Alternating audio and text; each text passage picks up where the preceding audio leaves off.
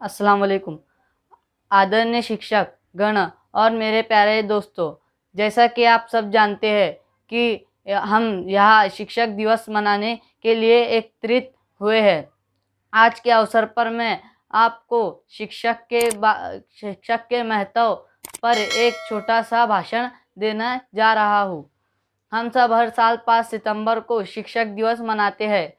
इस दिन देश के पूर्व राष्ट्रपति डॉक्टर सर्वपल्ली राधाकृष्णन का जन्म हुआ था।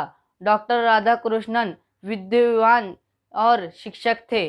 हमारे माता पिता हमें जन्म देते हैं और शिक्षक हमें सही मार्गदर्शन के साथ हमारे भविष्य को उज्जवल बनाते हैं।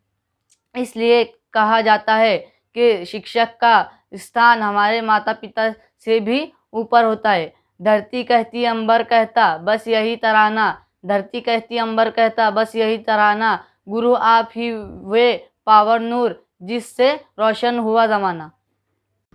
अगर आपको हमारा वीडियो अच्छा लगा तो प्लीज़ लाइक कीजिए, कमेंट कीजिए और अपने दोस्तों में शेयर कीजिए। मिलते हैं इंशाल्लाह नेक्स्ट वीडियो में। Thank you for watching.